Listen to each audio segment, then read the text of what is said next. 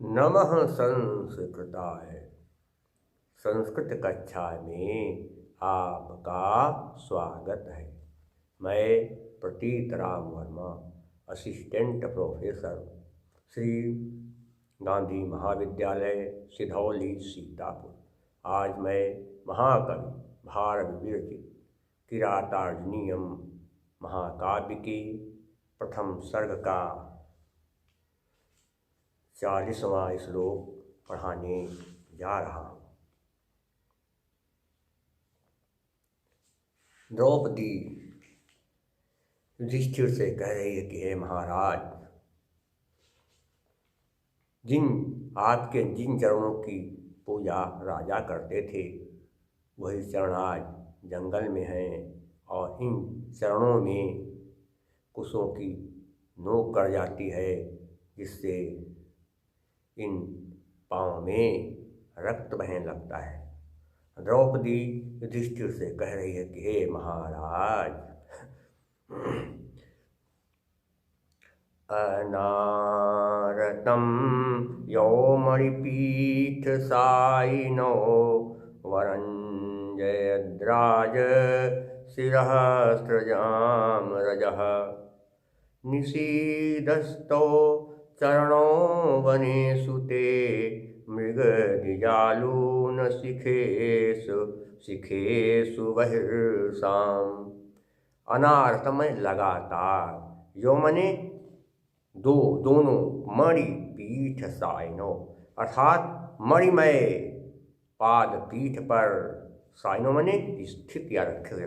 आपके दोनों पैर, जब राजा थे तो आपके दोनों पैर जिन पीठों पर था, जिन जो है क्या कहते हैं, पांव रखने का स्थान जो होता है उसको क्या कहते हैं, पाद पीठ, कि आपके दोनों पैर पहले मणिमय पाद पीठ पर रखे जाते थे। आप दोनों अपने पैरों को मणिमय जिन पाद पीठों में या जिन चौकियों में मणियाँ जड़ी होती थी, उस चौकी पर आपने दोनों चरणों को लगातार रखते थे।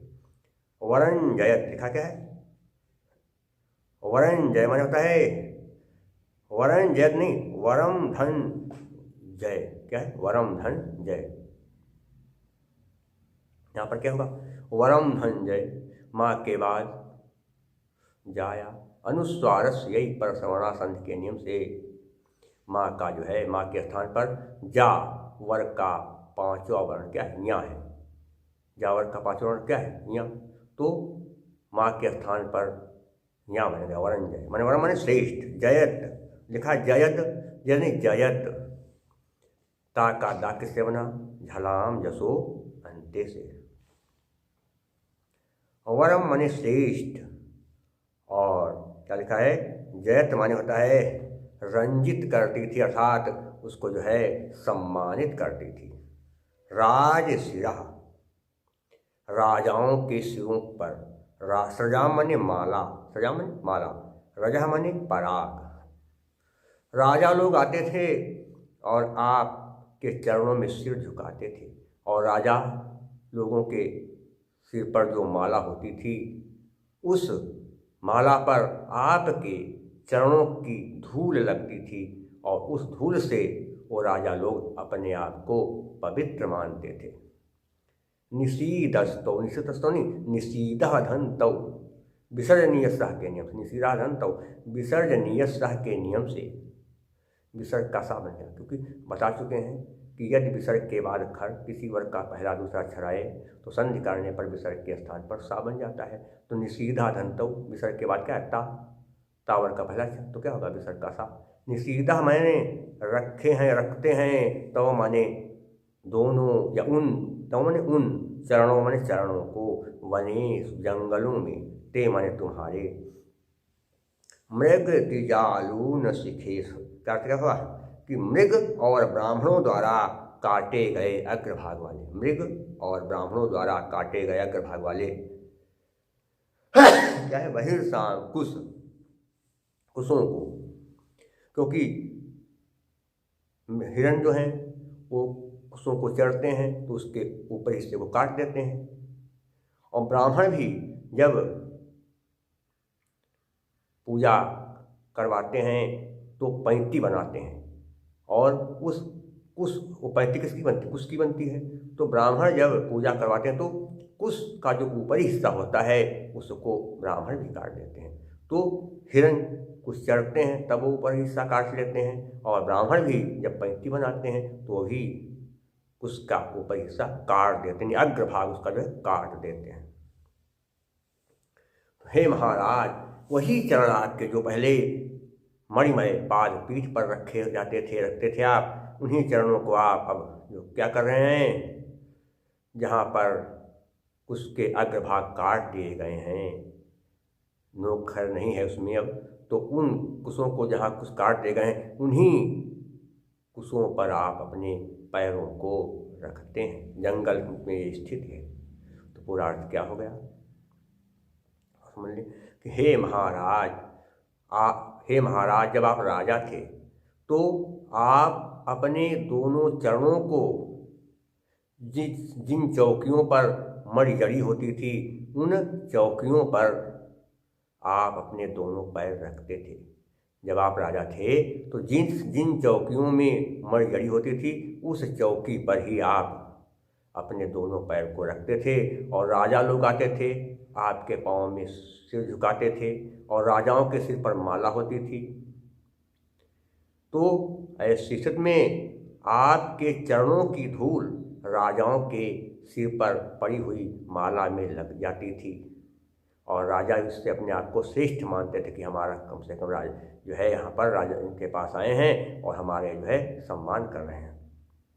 वही चरण जो आप मणिमय पाद पीठ पर रखते थे, आज आप जंगलों में निवास कर रहे हैं, इसलिए आपके वह चरण जो हिरणों और ब्राह्मणों के द्वारा काट दे, वही चरण आपके जो हिरणों और ब्राह्मणों के द्वारा कुश के अग्रभाग काट दिए गए हैं, अर्थात जहाँ पर कुश ऊपर हिस्सा काट दिया गया है उसी कुश पर आपके दोनों चरण रखे जा रहे हैं। क्योंकि अभी क्या है, जंगल में आप घूम रहे हैं, कुश जो है ब्राह्मणों ने भी ऊपरी हिस्सा काट लिया पैंती बनाने के लिए, और हिरण भी ऊपरी भाग चढ़ गए, तो अब आप नंगे पाँव चल रहे हैं। तो वही पाँव जो बढ़िया आपके पहले मणिमय पाद पीठ पर रखे जाते थे, वही पाँव जो है आप जो है अब जंगलों में काटे गए कुशों के ऊपर अब अपने पाँव को रख रहे हैं। ये हो गया। देखिए थोड़ा सा क्या लिखा है, मणिपीठ क्या है, मणिपीठ साई नौ लिखा है। मणिपीठ पर जिसके वह, या कह सकते हैं भी मणिपीठ या मणिपीठ पर, ये तो मणिपीठ पर जिसके, तो यहाँ पर लगाएं तो बन सकता है कि मणिपीठ और मणिपीठे मणिपीठ पर, या मणिपीठ पर जो वह चरण है, तो मणिपीठे यौ तौ ये बन जाएगा। अगर कहता है कि सिर किसके हैं, राजा के, राजाओं के, तो राज सिर हमने क्या होगा, राज्ञाम सिरा, राज सिरा क्या करेंगे, राजाओं के सिर, तो राज्ञाम सिरा षष्ठी तत्पुरुष समास। और इसके अलावा क्या होगा, यहाँ पर आगे देखें तो मृग द्विज द्वंद्व नहीं हो पाएगा, क्योंकि वो थोड़ा अलग अलग है इसलिए नहीं हो पाएगा। तो मेरे विचार में केवल यहाँ पर दो ही समास हैं और समास नहीं दिखाई पड़ रहा है। देखिए आगे क्या है, राजा, राज लिखा, राज में क्या होता है, राज में राजा मूल रूप है राजा, राजा में कौन सा प्रत्यय है, त्रिच प्रत्यय, कौन सा, राजा में त्रिच प्रत्यय है। और इसके अलावा रजा में घई प्रत्यय है, और इसके अलावा साइनों में सैया होता है, सैया टाप प्रत्यय बनेगा एक प्रकार से देखा जाए तो। द्विजा में अच प्रत्यय है। तो इस तरह से प्रत्यय हैं। अलंकार कौन सा, थोड़ा सा ध्यान देंगे।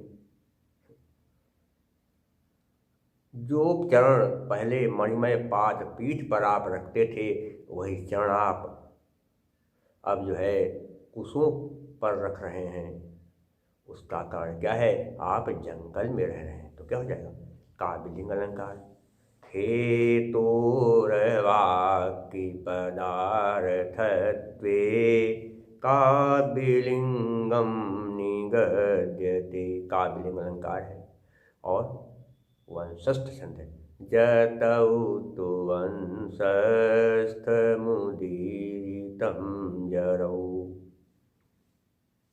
और इसके अलावा यहाँ पर वैसे तो गुण है, लेकिन यहाँ पर प्रसाद गुण ही होगा, क्योंकि जो बात बताई जा रही है वो यहाँ पर शांतमय तरीके से बताई जा रही है, इसलिए क्या है, प्रसाद गुण है जो सभी रसों में रहता है। चित्तम व्यापनोति क्षिप्रम शुष्कन्धेनुमिवानलः। चित्तम व्यापनोति क्षिप्रम शुष्कन्धेनमिवानलः। सप्रसादः समस्तेषु रसेषु रचनासु चा।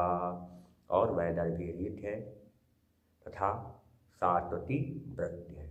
शेष मैं आपको अगले अंक में पढ़ाऊँगा। तब तक के लिए नमः संस्कृता।